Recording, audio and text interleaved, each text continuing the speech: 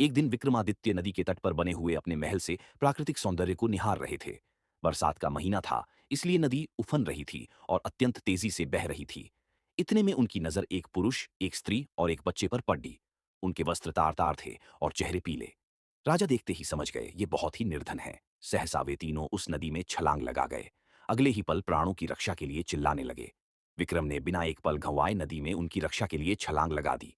अकेले तीनों को बचाना संभव नहीं था, इसलिए उन्होंने दोनों बेतालों का स्मरण किया। दोनों बेतालों ने स्त्री और बच्चे को तथा विक्रम ने उस पुरुष को डूबने से बचा लिया। तट पर पहुंचकर उन्होंने जानना चाहा वे आत्महत्या क्यों कर रहे थे। पुरुष ने बताया कि वह उन्हीं के राज्य का एक अत्यंत निर्धन ब्राह्मण है जो अपनी दरिद्रता से तंग आकर जान देना चाहता है।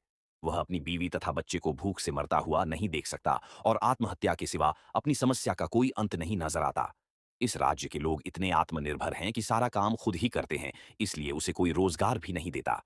विक्रम ने ब्राह्मण से कहा कि वह उनके अतिथिशाला में जब तक चाहे अपने परिवार के साथ रह सकता है तथा उसकी हर जरूरत पूरी की जाएगी। ब्राह्मण ने कहा कि रहने में तो कोई हर्ज नहीं है, लेकिन उसे डर है कि कुछ समय बाद आतिथ्य में कमी आ जाएगी और उसे अपमानित होकर जाना पड़ेगा। विक्रम ने उसे विश्वास दिलाया कि ऐसी कोई बात नहीं होगी और उसे भगवान समझकर उसके साथ हमेशा अच्छा बर्ताव किया जाएगा। विक्रम के इस तरह विश्वास दिलाने पर ब्राह्मण परिवार अतिथिशाला में आकर रहने लगा। उसकी देखरेख के लिए नौकर चाकर नियुक्त कर दिए गए। वे मौज से रहते, अपनी मर्जी से खाते पीते और आरामदेह पलंग पर सोते। किसी चीज की उन्हें कमी नहीं थी, लेकिन वे सफाई पर बिल्कुल ध्यान नहीं देते। जो कपड़े रीढ़े पहनते थे उन्हें कई दिनों तक नहीं बदलते। जहां सोते वहीं थूकते और मलमूत्र त्याग भी कर देते। चारों तरफ गंदगी ही गंदगी फैल गई।